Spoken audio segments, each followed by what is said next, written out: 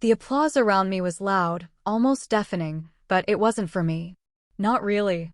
I stood in line on the stage, my black graduation gown draped perfectly, cap pinned in place, the gold tassel brushing against my cheek. The announcer called my name, Samantha Reed, Masters in Clinical Psychology. I walked forward, chin high, smile tight. Cameras flashed from the audience, but none of them belonged to my family. Their seats, 5 of them right in the middle row, sat empty. Before we begin, drop a comment and tell us where are you from and from which city you're watching our videos.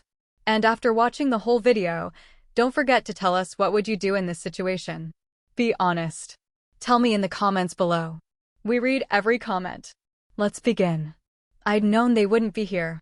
They were probably clinking champagne glasses right now, celebrating my younger sister Danielle's bridal shower in my parents' backyard. Still, the sight of those vacant chairs burned into my chest like acid. I took my diploma holder from the dean, shook his hand, and forced myself to hold the smile until I stepped off the stage. My heels clicked sharply against the floor as I crossed to the side where graduates were gathering.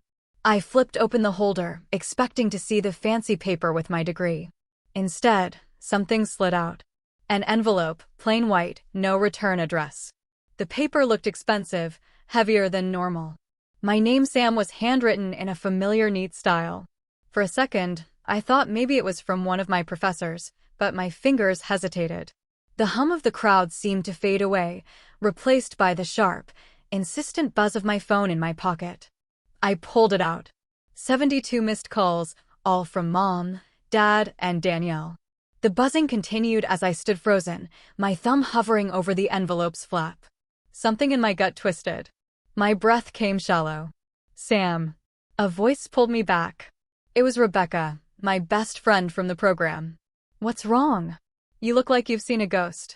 I shoved the envelope back inside the diploma holder, my heart pounding. I don't know yet.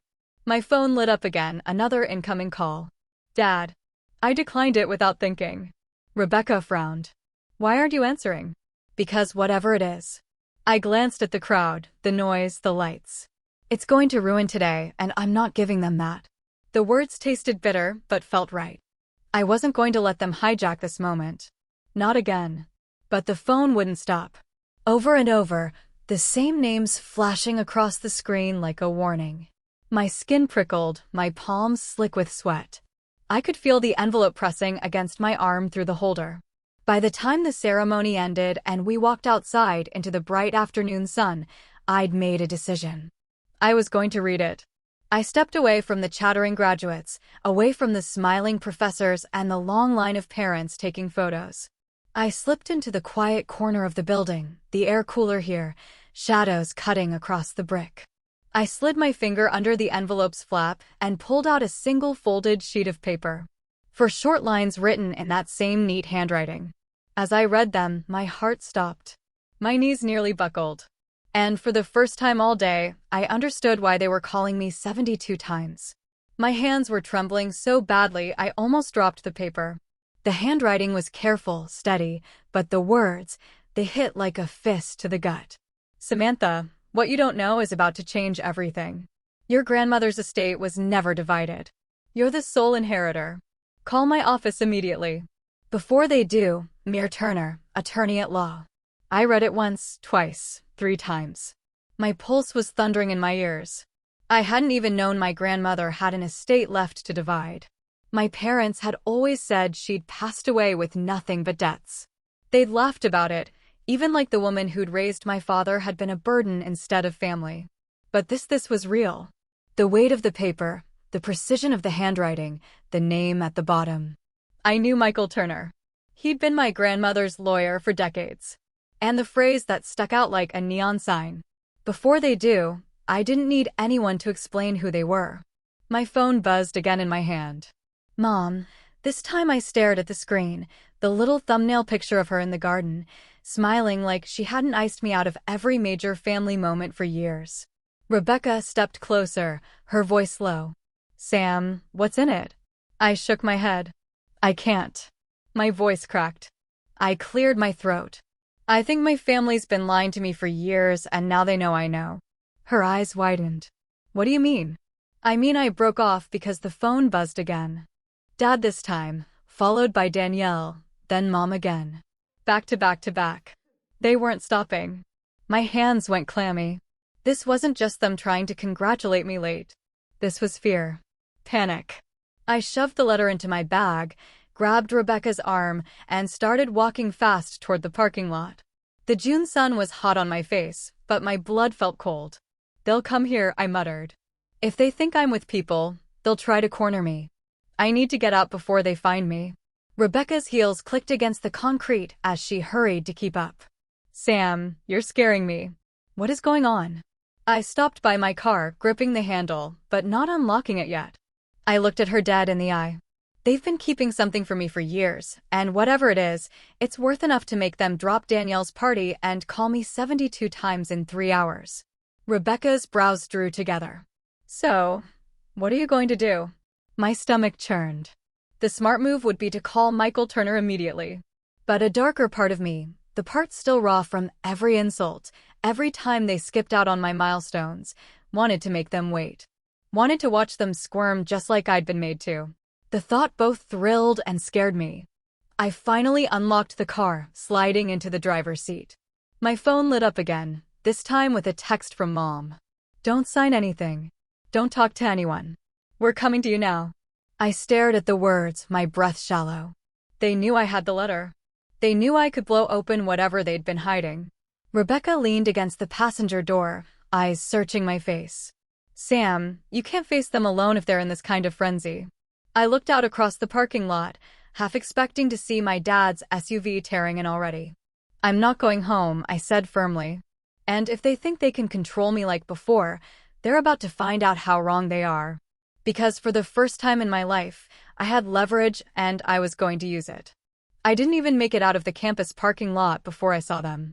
A familiar black SUV came around the corner too fast, tires squealing slightly as it swung into the lane ahead of me. My stomach sank. Dad was driving, Mom in the passenger seat, Danielle in the back. All three of them craning their necks to look for me. Damn it, I muttered, ducking slightly in my seat. I turned the key, engine roaring to life, and tried to reverse out of my space. But the SUV was already slowing down, blocking the aisle in a way that made it impossible for me to get around. Rebecca, who had just gotten into the passenger seat, glanced at me. Sam, that's them, isn't it? I gripped the steering wheel hard. Yep. And they're not here to congratulate me. Dad's window rolled down, his voice booming across the lot. Samantha, pull over right now. We need to talk. The tone wasn't concerned. It was urgent, commanding, the way he used to speak to me when I was 12 and had crossed a line. I kept my eyes straight ahead, pretending not to hear, but then Mom's voice came sharp and high-pitched. Don't you dare walk away from us. This is serious. My pulse pounded in my temples. I could feel Rebecca's eyes on me. Sam, what's your move here? She asked quietly. I exhaled slowly. My move is not letting them corner me in the car like I'm some scared kid. I opened my door and stepped out. My heels hit the pavement hard. Every nerve in my body was buzzing as I walked toward their SUV. Dad killed the engine, climbed out, and stalked toward me. He didn't even say hello. Where's the envelope? Straight to it. No small talk. I tilted my head, forcing a small, cold smile. Funny. I don't remember telling you there was an envelope. His jaw clenched. Don't play games with me, Samantha. You have no idea what's at stake here. Oh, I think I do, I said, my voice low but steady. In fact, I think I might know more than you'd like me to. Danielle had gotten out too, her perfect white dress from the bridal shower wrinkling as she crossed her arms. Sam, don't be dramatic. Just give it to Dad and let him handle it. You'll screw it up like you always do. That stung, but I didn't flinch. You mean like I screwed up by actually finishing my master's degree while the rest of you were busy making sure I was excluded from every family celebration? Mom stepped forward then, her voice dropping into that fake sweet tone she used when she wanted me to fold. Honey, this isn't about the past. This is complicated. It's about the family's future. I let the words hang for a moment before saying, whose future? Yours, Danielle's, or mine? The one Grandma apparently decided to leave everything to. The flicker in her eyes told me I'd hit the nerve. Dad took another step forward, lowering his voice in a way that somehow made it more threatening. You listen to me. That letter isn't a gift. It's a responsibility, and you don't have the experience to deal with it. If you hand it over now, we can make sure it's handled correctly. Rebecca stepped up beside me, folding her arms. Or she could call the lawyer herself since it's addressed to her. Novel idea, huh? Danielle scoffed. Stay out of this. You're not family. I could feel the tension tightening around us like a noose. Cars were slowing down in the lane to watch. Students pretending not to stare. And in that moment, I decided I wasn't going to cave. Not here. Not ever again. You've ignored me, lied to me, humiliated me in front of people for years, I said, my voice firm. So, if you think I'm going to hand over the first thing that might actually be mine, you've forgotten who you're talking to. Dad's nostrils flared. Mom's face went pale. Danielle's lips parted in shock. I stepped back toward my car, my heels clicking like punctuation. I'll be in touch, I said, and slammed my door shut. Rebecca's voice was low but tight with adrenaline. Sam, they're not going to let this go. I know, I said, pulling out of the space and staring past the SUV. And as I glanced in the mirror, I saw them standing there. 3 people who had never feared losing me before, suddenly realizing they might. Rebecca and I didn't say much as I drove out of the parking lot, but the silence wasn't comfortable. My grip on the steering wheel was tight, and every time I checked my rearview mirror, the same black SUV was there. They're following us, Rebecca said finally. I didn't even look over. I know, Sam. They're really following us. I know, I repeated, my jaw clenched. They think if they keep me in sight long enough, I'll get tired, pull over, and hand it over. Rebecca shifted in her seat, glancing behind us. They underestimate you. I gave a humorless laugh. They've been underestimating me my whole life. I turned down a side street, pretending to head toward the main road. But instead of taking the exit to the freeway, I cut sharply into a crowded grocery store parking lot and pulled up alongside a delivery van. I killed the engine, motioning for Rebecca to duck down in her seat.